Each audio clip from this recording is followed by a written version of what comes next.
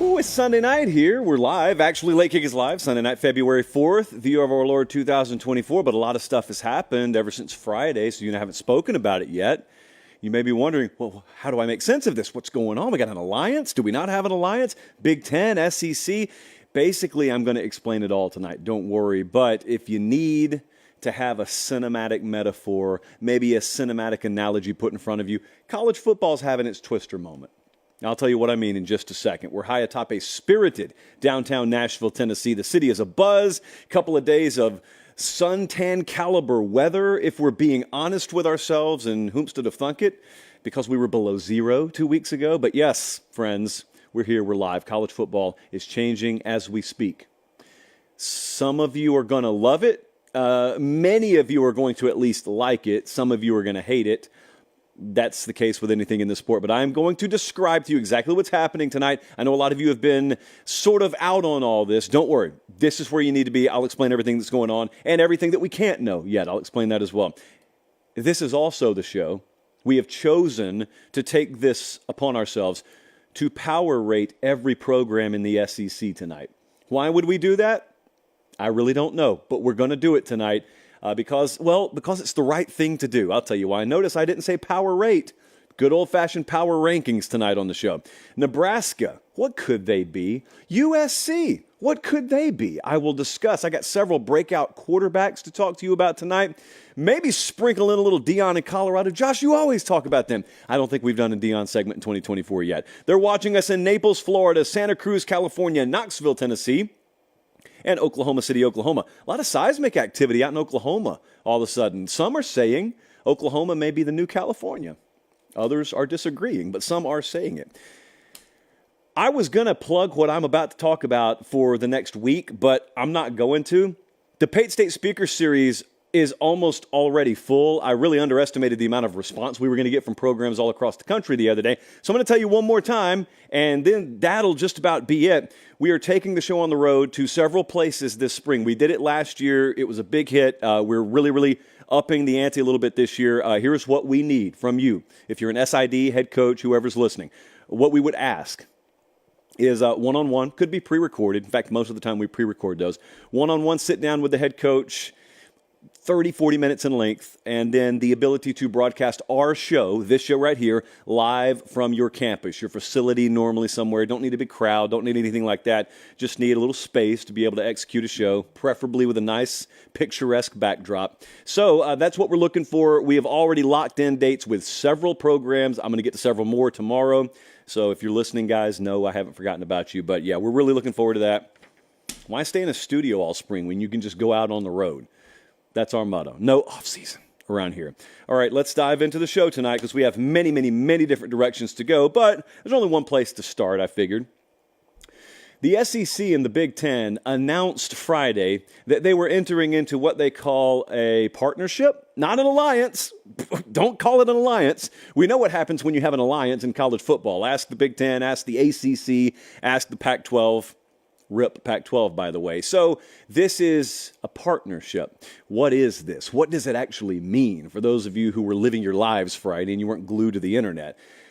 Well, I will tell you exactly what it means and what it doesn't mean in just a second. But you know what I can now do? I'm very glad this is happening in really late winter, not even early spring, because I thought I was going to have to wait a little while on this. Colin, could you do me a favor?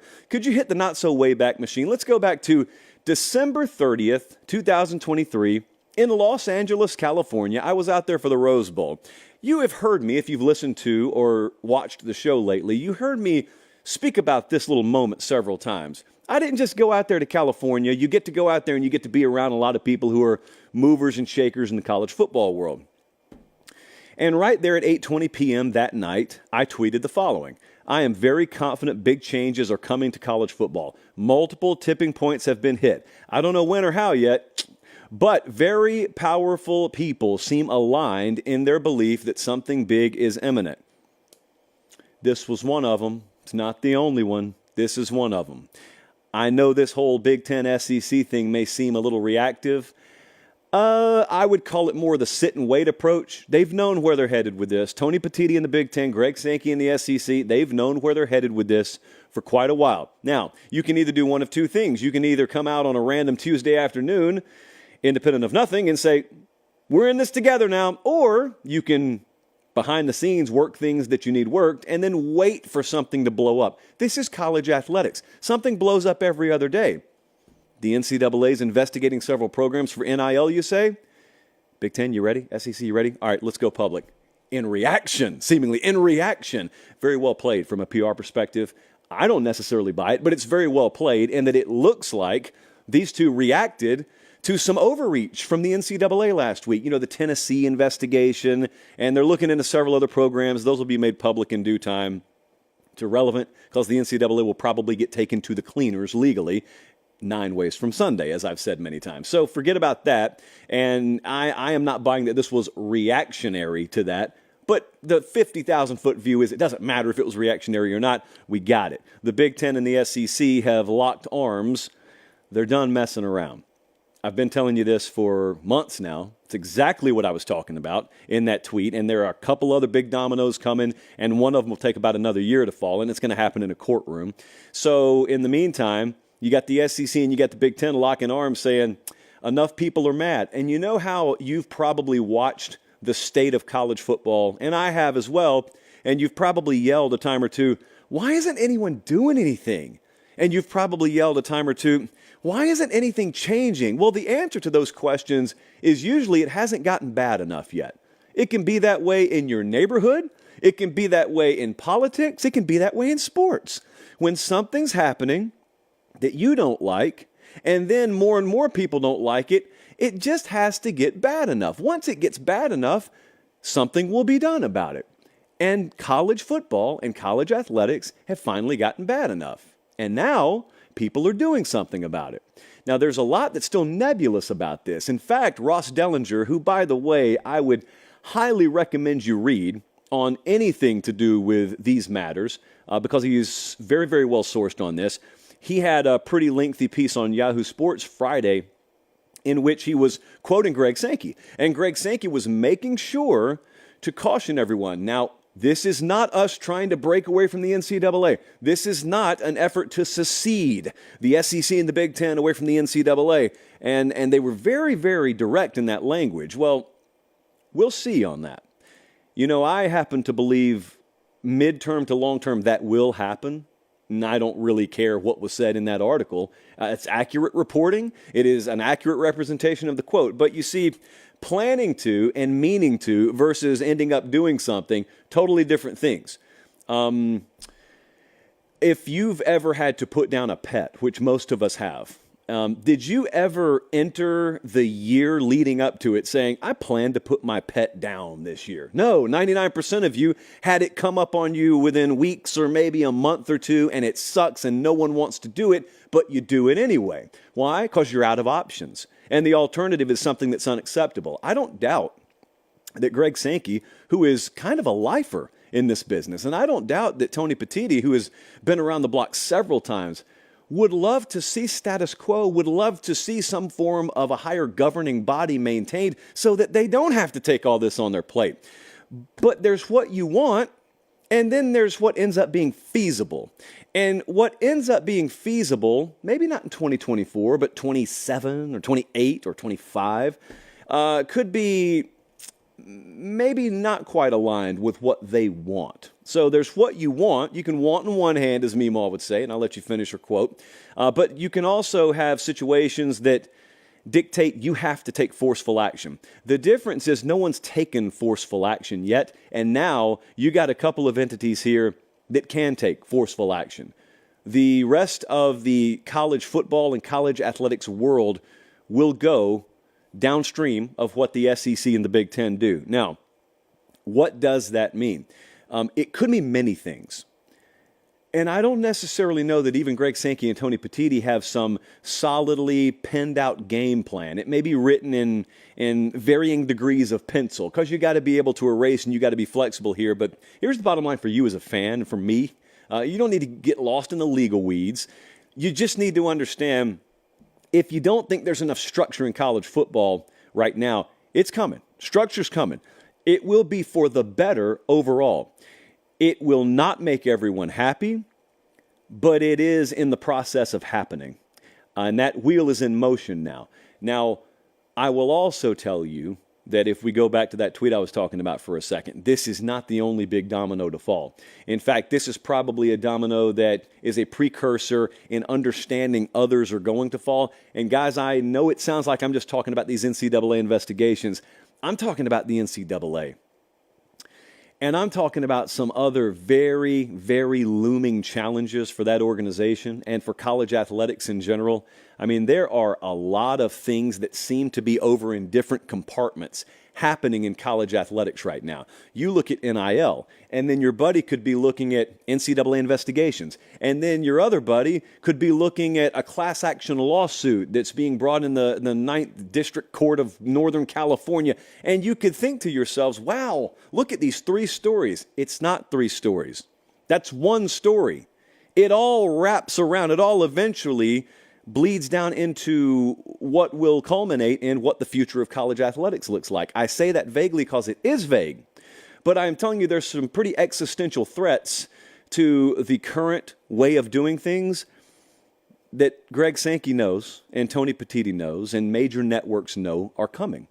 And if it means that things as they have been dissolve, then so be it. You got to position yourself for having the best path moving forward. And this was a gigantic step in doing that. Could get worse before it gets better.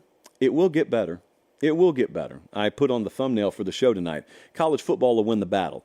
I think college athletics and college football will win the war. It's a war that has sort of been self-inflicted and self-ignited over decades of inaction, but I think we'll be okay. It's just that world's going to look a whole lot different, and figuratively, there will be casualties. There will be people, there will be universities, there will be programs that have to fall along the wayside for the greater good of college athletics. But just remember, and I'll leave you with this, and I'm moving on to other things. Remember this. A lot of people forcefully banged the drum for change in college athletics over the last decade. And it was done in the name of things like players' rights, and it was done in the name of many, many different things. And I was okay with it, even if I didn't agree with it, because you know what? You can want whatever you want. You can fight for whatever you want to fight for. The thing that I kind of tried to say on the show is I may not get it in the moment, but I do understand you cannot get the changes that you're claiming you want consequence-free. You know, if you have an action over here, there may be an equal and opposite reaction somewhere. Well, I think one of the biggest warning flares that a lot of people tried to send up and continue to try and send up in vain about fundamentally altering the face of college football and college athletics is, what if you get the changes you want to the detriment of other sports? And I think that is very, very close to happening. I think there are some athletic directors out there who know that's close to happening. I think there are some ADs who understand in the next couple of years they're going to have to make some very, very painful announcements about non-revenue generating sports. That's coming. That's coming. Some announcements you thought you'd never hear, because the model for a long time looked to be that those non-revenue generators would be subsidized until the end of time by revenue generators like football. Well, maybe not. Maybe not. I didn't want that, but that may be where we're headed. And hey, that's not the end of the world now. That just means money has to come from somewhere else. That's all that means. Let's move along. All right, so I asked you guys, like a month ago now, I said, what do you think the biggest story this year will be? Now, that's a big one, obviously. We just had the SEC and the Big Ten say, well, we're kind of in this together now. That's a big story. No one predicted that one, though, so I'm still open for submissions on what the biggest story of 2024 would be. Well, we were thumbing through the archive today, and we found this one. So I ask you guys what the biggest story this year will be. Burke comes and says no undefeated teams, and a team with 3 losses will be in the national title game. Well, I can see no undefeated teams because, I mean, the road is very rocky, especially in these major conferences now with the schedules you're going to have to play. So, we've been having undefeated teams, but I could see no undefeated teams. I could see it. However, Bert, when you tell me a 3-loss team is going to be in the title game, it's harder to see, but I'd like to see it. I'd like to see it, as you know, being the sadistic person I am, I would like to see it because I want to see the reaction. I have told you this before. I think we've touched on this a couple of times this year already. I just want to know how it's going to be received. Now, forget the folks who fought expansion or even the people who were indifferent on it. Back when we used to debate this stuff, before it was announced that we were going to have a 12-team playoff, there were some, and I was included, who said, I think you may get to that world where you think it'll open the door for more teams and you think there'll be a Cinderella story, and I think you may be disappointed at seeing who the Cinderella ends up becoming. You're going to get to the title game, you're going to have a 3-loss team there, and they tear off the Cinderella mask, and it's just LSU. Like it's just an SEC team who got their act together late after they lost some games early in the year that otherwise would have eliminated them in a prior model. And now all of a sudden, there you go. There's Tennessee, there's LSU. Do you like that? How will that be received? Well, back then it was just speculative. Now in Burke's aforementioned example, I would assume it's happened. And I was reading that and I was thinking to myself, where would the 3-loss team come from? I think it's got to be an SEC team. Or there's another world where, let's just say, an Ohio State or someone like that, an Oregon, they have their quarterback hurt at the beginning of the year. They lose some games. They get him back late in the year. That could happen. That's a pretty far out there example. That could happen. But more likely to me is an example like LSU this past year, where LSU loses some games because they can't play a lick of defense, but somehow they end up being really good in the red zone. Later in the year, they get some key efficiency metrics figured out enough to where they're riding a Heisman caliber quarterback. They got multiple stars at receiver, and they can outscore anyone. And they get in the playoff, and they win a few games, and all of a sudden they're red hot. No one wants to face them, and there they are. 3-loss LSU, let's just say, is in the title game. In other words, if we had a 12-team playoff this past year, and LSU ended up making a run, getting to the title game, what would you think about it? For those of you who wanted expansion, would you be happy with that? Would you say that's a good thing because it means anyone could get hot late in the year and they could make it? That means more teams stay alive. Or would you say, wow, that kind of rendered them losing a quarter of their games in the regular season meaningless? Because if you can just get hot late, and this is still a sport where talent is disproportionately going to be slanted towards a few teams, even in the NIL and portal era, it's going to be that way. Do I really like this? I'm not talking as me. I'm talking as you. I'm asking you guys. So, Bert, it's a radical prediction, but I don't think it's that radical. I've told you, I think someone's going to make some run early in the expanded playoff field. It's just not going to be who you think it is. That Cinderella is going to look far more familiar than many of you want her to look. You want her to look brand new. You want her to look like a team that you've never seen there before. And she gets there, and she peels off that mask, and, oh, cool, it's Alabama. Welcome back. What have you been doing lately? Thought we were rid of you. That's fun. Oh, so Alabama's going to play for a title with 3 losses. Awesome. Great. New blood. I don't know. We'll see. Academy Sports and Outdoors, 1 week ago, what was it, like 8-9 days ago, I was on here, on this very show here, Late Kick Live, and I said, hey, man, we got some spring-like weather coming, but I said it, sort of open-endedly. I didn't know when it was going to happen. Turns out it happened this week. The eastern 2/3 of the United States, it was beautiful this week. Like I said, we had a couple of days of 65 and 70-degree sunshiny conditions in Nashville, and look, I don't want to brag, but a lot of people had Academy gear out and about in the greater Nashville area, Davidson and Williamson County. And so I was very happy to see that. I was down at a park. Colin, you ever been to that place called Marcella Vivrette Park? It's down in like Brentwood somewhere. I saw a guy pulling around an Academy buggy the other day. True story. Gelby does it all the time on the road. I saw that guy doing it. So Academy Sports and Outdoors, why do I tell you this? Well, they are our partner. Kind of like the SEC and the Big Ten, we have entered into a strategic partnership with Academy. And it works like this. We do a college football show, and then they make sure that you can watch it for free. What a partnership, right? It all works out. In fact, it's them, us, and you. So it's sort of one of those three-way partnerships. It always works out. And academy.com is how you can find them if you can't get there in person. But get there in person. All the outdoor sporting goods equipment you need is there. All the camping, all the grills, all the accessories, all the big league chew, all of it is there. Academy Sports and Outdoors, they got you covered. I wish this were later in the show, but it's not. It's time. All right, let me lip balm up. All right, coconut pear making another appearance on the show tonight. All right, let me chalice up, because this is going to be one of the most difficult things I've ever done in my life. Just mentally preparing. Hold on. Just give me a second. All right, here we go. I'm ready, Colin.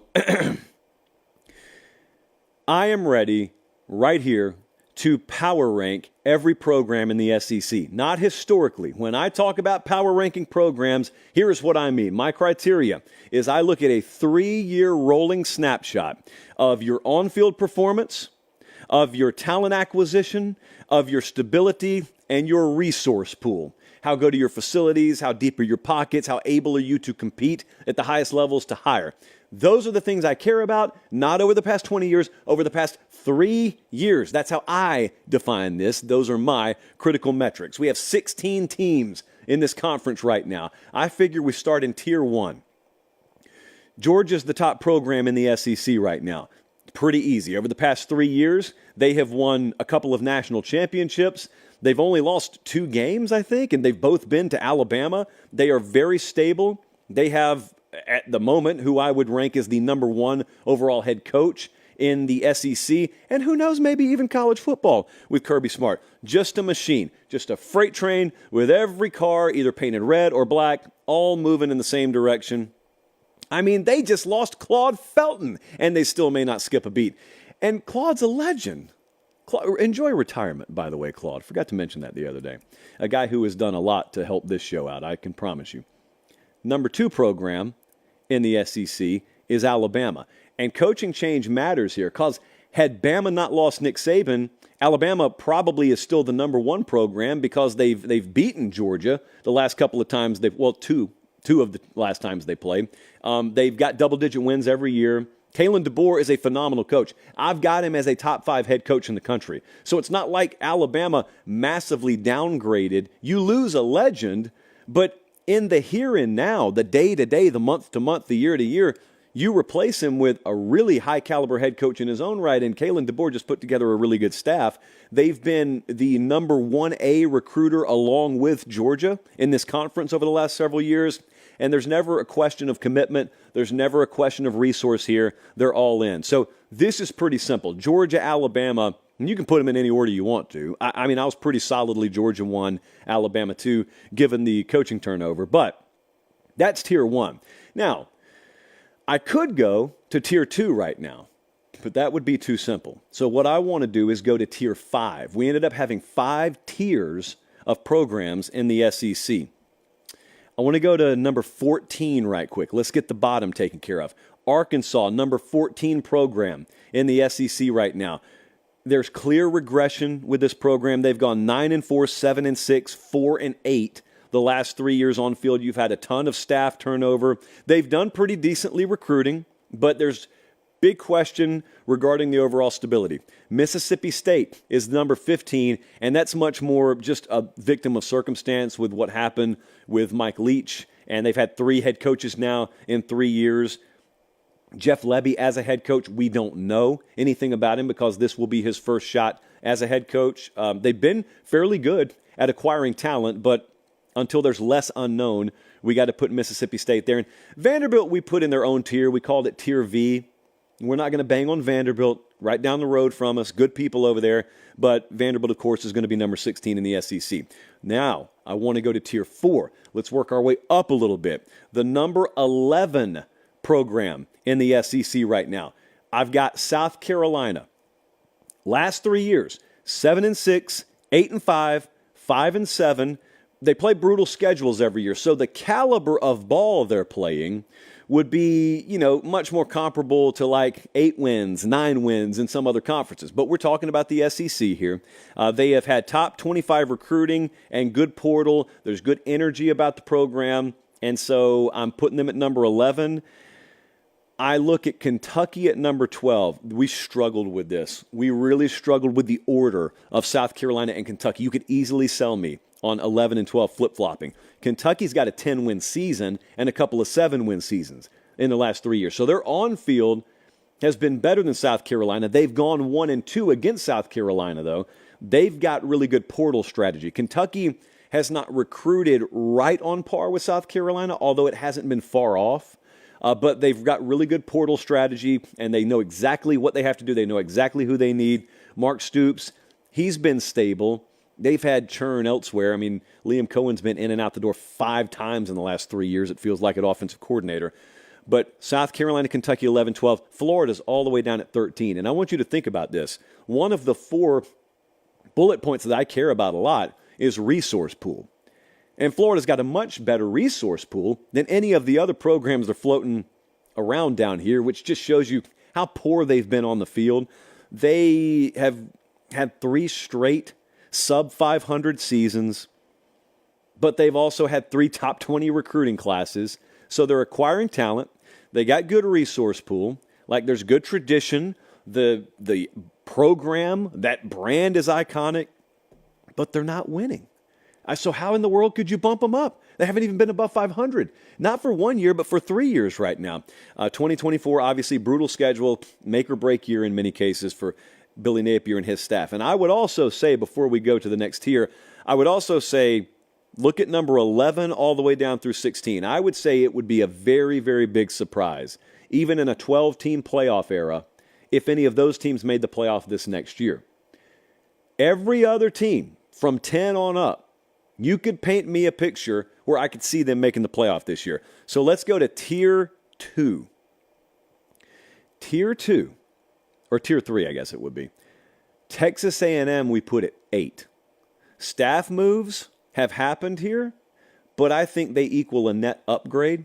So normally if you lose your head coach, it's dragging you down. I actually think it kind of inflates them a little bit. They've gone 8 and 4, 5 and 7, 7 and 6 on the field, but the recruiting and the pool are both top-notch. Resources like you wouldn't believe.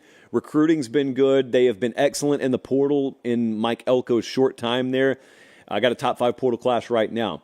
So Texas A&M at 8. Auburn is at 9. Huge wild card. Probably the biggest wild card team in the conference this year. Hugh Freeze has proven as a program builder and as a head coach, I don't doubt him. It's not like Jeff Lebby taking over where he's never been a head coach before. But also, I will admit, there is a lot of leaning towards the latter year here. So last year, on the field, they showed, I thought, reasons to be optimistic about the future, but also they just signed the number 8 recruiting class in the country.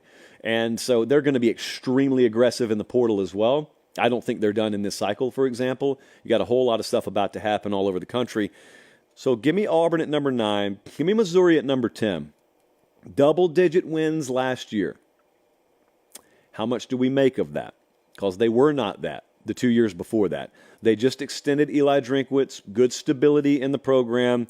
It feels like 2024 is key here. If 2024 were another 10-win season, I could see Missouri jumping up in like the top 7 here. They also have been very good in the portal, and their recruiting's not bad either. So Missouri is a very solid 10. If Missouri is the 10th best program in your conference, and you could probably argue me up past 10, you got a really deep conference. Now let's go to Tier 2. Yeah, finally we get up to Tier 2. This is loaded. This is tough. So we got Texas as the number 3 program in the SEC. They border on Tier 1. In fact, I guarantee you there are a lot of people who say Texas should be a Tier 1 program. No, they shouldn't. Not right now, they shouldn't. They should be a high Tier 2 program, and the reasons are right there on the bottom of your screen. On-field production matters a lot here, and unlike Georgia and Alabama, Texas has lost too many games to inexcusable opponents to merit being a number 1 program, a Tier 1 program right now. I mean, they've lost to Texas Tech, Oklahoma State, TCU, Washington twice, Arkansas, West Virginia, Kentucky, and Baylor, or Kansas and Baylor in the last 3 years. Georgia and Alabama hadn't done that. Texas is not on their level as a program yet. Now, if you wanted to argue from this point moving forward they will be, that's cool. That's not how I look at it, though. So if you want to do that, that's doing it your way. We're doing it my way here, and therefore Texas is still really lofty. They're up at number 3, and a lot of indicators pointing in the right direction. That's why they're number 3. Just went to the playoff last year, too. LSU at number 4. You got the last year of Ed Orgeron still baked in here, but this is Brian Kelly's program now. It's a top talent acquisition program, one of the top head coaches in the country leading the program, back-to-back double-digit win seasons. And so even though I said the last year of Orgeron is baked in, it's really, really on the back burner when I say baked in, because there is hardly anything that is lingering there about what LSU was under Orgeron in the latter stages. So LSU rock solid, LSU trending in the right direction, strong number 4 there. And you could argue me, I would argue back, but you could argue with me they should be number 3. I'd put Texas above them. I've got Oklahoma at number 5. Oklahoma double-digit wins 2 of the last 3 years. You've got that sub-500 year baked in there.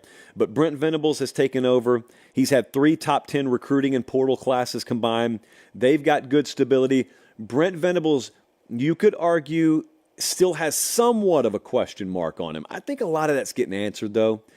This year, much like I said with Missouri, if OU rattles off 9 or 10 wins, then they're back to being Oklahoma.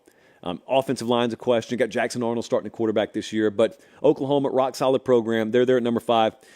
There was late change in the power rankings here in 6 and 7 because we had Tennessee above Ole Miss most of the afternoon, but then the more we looked at it, the more we said, hold on, Ole Miss has gone 10-3, 8-5, 11-2. There's a head-to-head win against Tennessee baked in there. Golf balls involved and everything. Why would we not put Ole Miss ahead of Tennessee? Well, we are. They're going about acquiring talent a little different way, but they're doing it a way that you're allowed to do it with the portal. And Lane Kiffin, I can't believe this. I think a lot of you find it hard to believe, has created a very, very stable organization over there. And the folks who doubted him before probably still doubt him, and the folks who defended him before still defend him. He's winning football games. I don't know what more to tell you. He's winning football games over there. So we got Ole Miss number 6, got Tennessee number 7. Splitting hairs here. You could easily put Tennessee at 6. 20 wins in the last 2 seasons. They've beaten Alabama.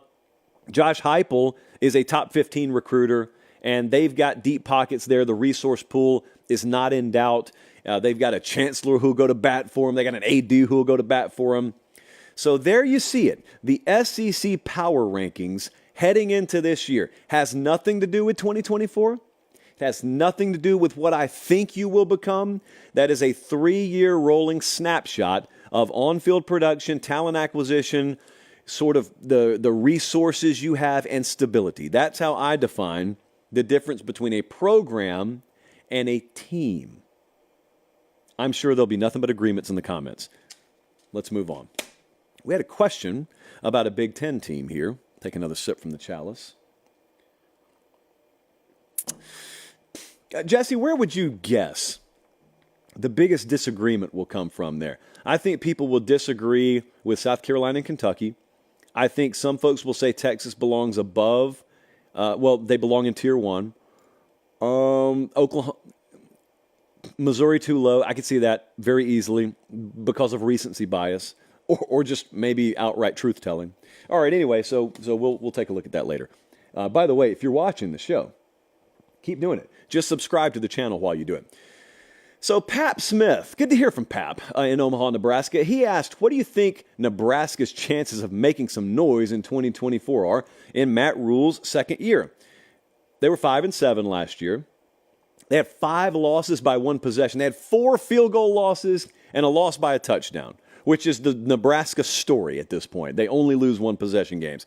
Excellent defense last year. One of the most underrated defensive staffs in America is right there at Nebraska. They've got 2 top 25 recruiting classes as of late. Just brought in Dylan Raiola, decommitted from Georgia, so got the quarterback of the future. So in that snapshot, I feel really good. Also, Matt Rhule, year 2 Matt.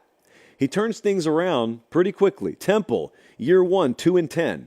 Year 2, 6-6. Year 3, 10-4.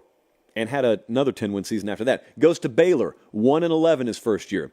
7-6 his next year, 11-3 his third year. So you started 5-7 at Nebraska. What will you do this year?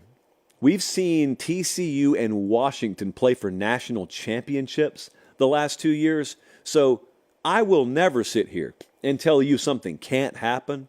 Because had I told you in 2021 that TCU was about to play for a title in the next 2 years, had I told you in 2022 Washington's going to play for a national title within 2 years, you, of course, would have called me crazy, and the comment section would have been loaded up with hateful remarks, which would either be not owned up to or deleted.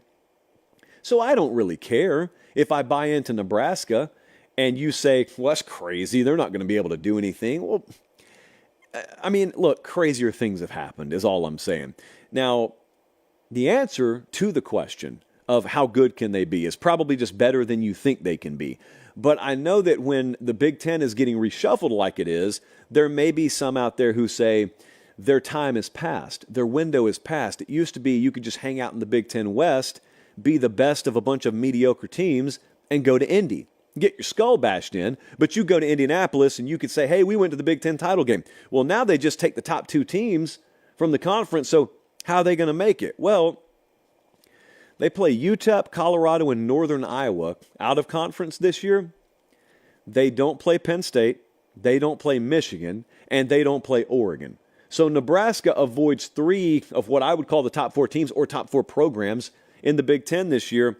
And we've already documented year two under Matt Rhule is death, taxes, and that's the third thing that's a constant. Your team improving if Matt Rhule is your head coach in year three. Take a look at that schedule. UTEP, Colorado, Northern Iowa, Illinois, at Purdue, Rutgers, at Indiana. They will probably be favored in every one of those games, I would guess. And if not, a very short underdog. And then they've got a game at Ohio State. And they go to USC. That ought to be fun later in the year. So it's there. It's there. Remember, kids, remember this is the expanded playoff era.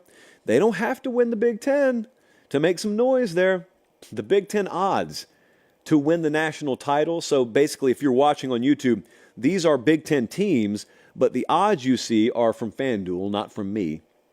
And those odds are to win the national title. And you see 1, 2, 3, 4, 5, 6.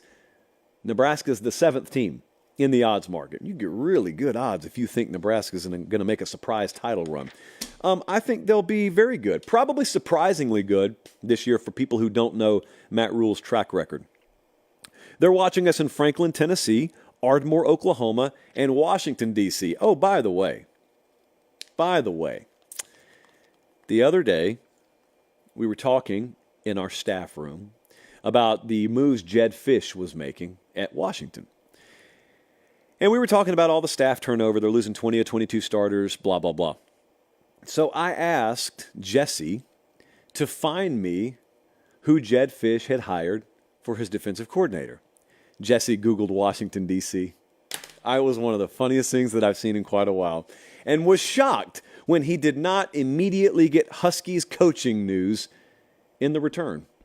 Washington, D.C., that man Googled. All right, let's move on. Let's talk amongst ourselves here so that you can sound smart when you say, I told you so, 6 or 7 months from now, about quarterbacks. Gregory from Tampa, Florida. Who are some quarterbacks you think could have a breakout year this year? Well, I got several of them here. Nico Iamaleava, because yes, we do believe in pronouncing college football players' names right on this college football show, is a 5-star talent that's worth every bit of headline space that's been dedicated to him. Remember Hendon Hooker a couple of years ago at Tennessee? Remember when Josh Heupel and company kind of rewrote the record books up there with him? Then you had the Joe Milton year. Was what it was. Not terrible, but not outstanding. This is the guy that's next in line for having one of those record book rewriting sort of seasons. Played against Iowa in the bowl game. And it's a bowl game because you can take from it what you want to, but Iowa's defense had season highs hung on them in that game. And that's Nico's, first start. I think it was his first start, wasn't it, Colin? So that's just a very, very small glimpse of what we could expect. And what it means to me is, okay, we got all the confidence in the world in him, and now we get an entire offseason worth of working under Josh Heupel. develops quarterbacks as well as any of them. And so he is playing for the right guy. He's playing in the right system. So I'm looking at him. I'm looking down at LSU, at Garrett Nussmeier. He's been waiting, man. Garrett Nussmeier, he was from the class of 2021. He's been around forever. He played versus Wisconsin in LSU's bowl game, threw for nearly 400 yards and 3 touchdowns. He's got a chance to shine in this offense. And it would be a great story, too, because guys like Nussmeier, most of the time, if they committed one place in 2021 and it's 2024, they've bounced around 2 or 3 times. He's stuck it out. And now he's in line to be the starter for them. And they've got confidence in him. It's not like he's the best of a bunch of bad options. They've got confidence in him. He's a redshirt junior this year, 6'2", 205. So it's a veteran who doesn't have a lot of playing experience, if that makes sense. At Kansas State, how could you not be excited for our guy Avery Johnson? He's the reason Ohio State has a new quarterback. Will Howard saw him and said, I'm out. Big spark last year. Remember that Texas Tech game? Had like 19 touchdowns. He's an excellent athlete. And he has now a full year, just like I talked about with Nico, to develop, knowing he's the number one in that system of Chris Kleiman and the guys up there at Kansas State. And I am very much looking forward. He can run the ball. I'm looking forward to what they can make him into as a passer. Kansas State could be a fun team to watch because of him this upcoming year. Now, you've probably heard of most of those names. But the next name, have you heard of him? Lenoris Sellers. Anyone? Has anyone heard? I know you guys in Columbia have. I mentioned him last summer. I said, hey, Spencer Rattler's going to be the starter for South Carolina this fall, but they got a kid named Lenoris Sellers, and they know they hit a home run on him. And now it may be his time. I know Ashford transferred up there, but I think it's probably Lenoris Sellers' team this fall. I look at him, and Shane Beamer looks at him, and his staff looks at him, and they say, all right, that's our guy. We got to build around him. They brought in, I think, 3 receivers out of the portal. And also, remember now, you can do stuff post-spring in the portal. So I think there's a world where there's a certain amount of buzz and hype that starts to build around Lenoris Sellers and Columbia, and then you sell that after spring. Say, hey, I know other guys are telling you we've got a question at the quarterback position, but you hear that? You hear that drum beat? That's the quarterback you could come play with. Wouldn't shock me if that happened. And he's a big boy, man, 6'3", 240, former 3-star guy. But like I said, as soon as they got him on campus, they were really in love with him, knew they had something with him, and I think they're right. What about USC? What about Lincoln Riley? Lincoln Riley and quarterback. Just, that's the locked hand-in-hand emoji there. And Miller Moss is his guy now. Miller Moss had 6 touchdowns in the bowl game against Louisville, 372 yards. He is, yet again, a reason why Ohio State probably has a transfer quarterback, at least one named Will Howard, because it looked like Howard was headed to USC. Then this bowl game happens, and Lincoln Riley himself said in the postgame, yeah, Miller Moss probably played too good for us to get any other transfer quarterback now. And that's a system where they'll lean on their quarterback because that's a system where they'll probably have to score a lot of points this year. And he's a former 4-star. He's number 15 quarterback a few cycles back. Miller Moss should have a breakout year this fall, and it should probably just build above and beyond on what he did in that bowl game. And Jackson Arnold, very easy answer. I saved him for last because this is the most slam dunk answer. Former 5-star guy, former Elite 11 MVP at Oklahoma. He played in their bowl game. Everyone's been waiting on this. This is Brent Venables' quarterback. So good that Dylan Gabriel started at UCF, started at Oklahoma. He looked at Jackson Arnold and said, yeah, I'm leaving. And it's not like he faded away. Dylan Gabriel transferred to Oregon and will be probably the starting quarterback at Oregon this upcoming year. Jackson Arnold was good enough to chase him away. And he is a guy who will have a good defense to play with. Offensive line, probably a question right now, but that will be a team that is built in a very complementary fashion to where you don't have to look at him and say, all right, go hang 45 for us so we can have a chance to win today. So those are some of the names I'm looking at. You can circle any other names you want to. Let's move it along. Nice crisp pace tonight on the show. Guess who we had a question about? It's been a little while, but we had a question about Colorado. Hey, Josh, I'm Edison from Bronx, New York. What's your assessment of Colorado's offseason. And is it a worry that we don't have a defensive coordinator yet? Thank you in advance. Yeah, it is. In an ideal world, you want a full coaching staff. So I will answer brutally and honestly, yeah, I'm concerned about it. Yeah, I'm somewhat concerned when you've only got 6 high school players in your recruiting class and you're ranked 111th in recruiting. It concerns me a little bit, but you know what I've learned? I have learned to refuse to apply conventional wisdom to Deion Sanders. You're applying logic to an illogical situation. Okay, so there's the way the rest of the sport works, and then there's the way that things could work a little bit differently under Deion. I don't know what it is. Maybe magic, maybe something else, but I am not going to take Colorado and say, nope, toss them on the scrap heap. Not going to do it. I will not be tricked. I will not be fooled into doing that. Offensive line of scrimmage was a big issue for them last year. They brought in 6 offensive linemen. They brought in 8 defensive linemen. They got Jordan Seaton, 5-star offensive tackle, who was probably the best out of that entire bunch. So line of scrimmage figures to be an improvement for them this year. I'm happy to just wait and see. So yeah, I'd be concerned that I don't have a DC yet, but I'll be happy to just wait and see. They play a really tough schedule this upcoming year. Everyone will have a target put on them. It's just hard to win, period. But I'm happy to not make a prediction on Colorado in February. Let me put it that way. I'm happy to just say, I don't know. We'll see. I don't have to have everything figured out about Colorado in February. I will say this. If they don't have it figured out, the slate of teams they play this year could humble you pretty quick. And that travel will catch up to you as well. They don't dodge many folks. It's them, and I forgot who we circled the other day, but there's some tough draws in the Big 12 conference schedule. Colorado may have gotten the toughest one. So, concern, yeah. The over-under win total at FanDuel right now for Colorado this year is 5.5. To win the conference championship, they're plus 30,000. Bet 100 to, oh boy, maybe I'll just go do that for fun. And that's as of today. Yeah, those are updated odds. So, it may be concerning, but I also know they're not going about it in a conventional way. So I'm not going to apply conventional wisdom to an unconventional approach. It does feel like 2024 is the year they've clearly circled to try and make whatever they want to happen, and then we'll see what happens. Speaking of our buddies at FanDuel, it's not just Colorado who you can go see the odds of. You can go check the odds on anybody.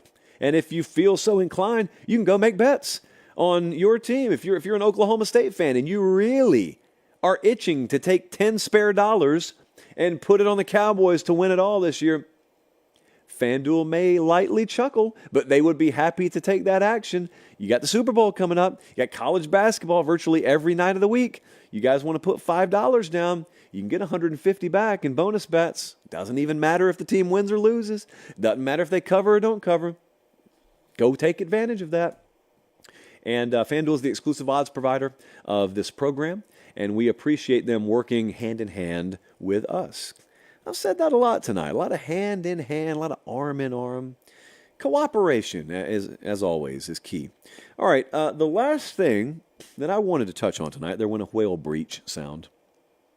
The last thing I wanted to touch on tonight was something that's been happening out of the public's view, and I'll just explain it to you. So JM hit me and said, hey, how do you feel about them dragging you over on the USC boards? Well, I can confirm it's happening on one board, the Peristyle, over there at uscfootball.com. And here's what it's about. The other night, we were talking about programs in the Big Ten, and we were talking about the 4 newcomers to the Big Ten. You got USC, you got UCLA, and you got Oregon and Washington. And so I wanted to ask myself, as programs, where do they fit in?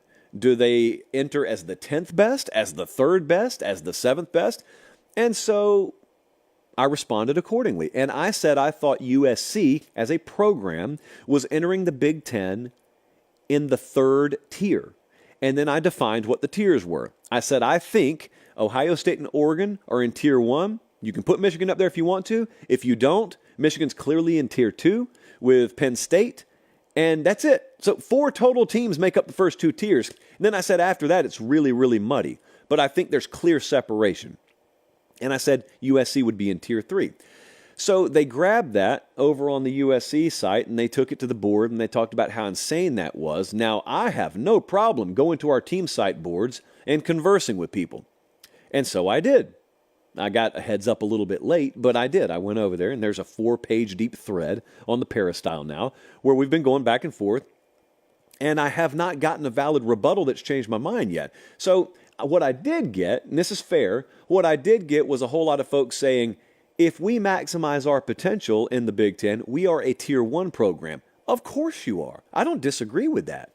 As I stated earlier tonight, as I'll state one more time, when I'm talking about how you're entering and where you're being placed, I'm talking about the here and now. I'm talking about a rolling 3-year snapshot. What's your stability? What's your talent acquisition level? And in USC's case, how do you match up philosophically with what you're going to have to be to win in the Big Ten? And it's very unstable right now. It's very uncertain. So certainly, if it pans out, you can be a Tier 1 program. But that's not how you're entering. I had other folks say you just hate USC, which is, out of all the allegations I get thrown my way, one of the most inaccurate allegations. I have admitted before that I grew up in the South. And a bunch of folks they hated USC in the South because it was the Pete Carroll era. That's when I was growing up. Everyone nationally hated USC. It wasn't just a Southern thing. Now, I remember when USC came to Auburn, I think blanked Auburn that afternoon. And I remember how all the old heads in the SEC had been talking about how that Southern humidity was going to bite the Trojans. And then the Trojans come in there and say, hello, y'all going to score? What y'all going to do? And I remember kind of chuckling because it made a lot of people look foolish down there. I couldn't care less. I actually root for USC. I've admitted that many times. Would love to be able to cover the sport as USC was a Tier 1 program nationally. Would love that. I hope I've been pretty clear about that. And then I had some people say that I had USC as a Tier 3 Big Ten team because of SEC homerism, when literally every team in the conversation is a non-SEC team. So anyway, I will take you guys back to spring, I guess. That's when Lincoln Riley had overhauled his defensive staff. And Lincoln Riley said, along with that overhaul, we're overhauling our philosophy. He didn't do that because they're where they need to be as a program. He did that because they're not where they need to be as a program. And he understands. We are going to a world where they play a certain caliber of football on the line of scrimmage. You want to know where you don't measure up right now as a program? You don't acquire and develop talent along the lines of scrimmage like Ohio State, like Michigan, like Oregon even does, or like Penn State does. And you will get humbled very quickly if you can't match up on the line of scrimmage. You guys have seen that out in the Pac-12. And by the way, not to bring up bad memories, but I was summoned on that little board about, not quite a year ago, when I had predicted that USC would underachieve last year. And everyone doubted it, and everyone wants to call you names. And then they go 7-5. And then everyone shuts up. No one comes back to own it. But I was right. And right now, I'm right on this. It is opinion, but it's not really hard to figure out. USC's not entering the Big Ten as a Tier 1 or even a Tier 2. With the caveat, those tiers aren't deep. I think there are 2 teams in each one of them. And USC's not on par as program with any of the 4. Now, outside of that, you kind of grab bag it. And they could absolutely ascend to being a Tier 1 program very quickly there. You know what, though? If I'm wrong about them entering as a 3rd-tier program in the Big Ten, and you're right in that they're a Tier 1, they'll challenge for the Big Ten championship this year. They don't play Oregon. They don't play Ohio State, probably 1 and 2 in any order in the Big Ten entering the season. They get Penn State at home. They go on the road to Michigan as Michigan is hitting reset. They go on the road to Washington as Washington is hitting reset. They get Notre Dame at home at the very end of the year. If you're right and I'm wrong, it'll bear itself out on the field. USC will be a Big Ten championship contender. They'll be right there in the thick of it this year. It doesn't matter if it's year 1. So, good news. Good news for everyone who thinks I'm wrong on that. They'll play the season this fall, and they will throw egg all over my face. Happened before. It has happened before. But I don't know. I did not see an argument that that pushed me off of my default point of view. I'll say that. All right, good show tonight. Here's what we're doing this week. I have a normal show Thursday, so the schedule will be normal. We'll have a Late Kick Extra pod coming up, though. We will have a Late Kick Extra pod this Tuesday. Now, that will not be on the YouTube channel. Only way to get that's in the podcast feed. Make sure you subscribe while you're over there. And you know what? There's a lot of stuff going on behind the scenes right now. Make sure you're following on the socials as well, at Late Kick Josh, Instagram, Twitter, and the like. Appreciate you guys so much. For producer Jesse, for director Colin, I'm Josh Pate. Take care. Have a great start to your week, and God bless.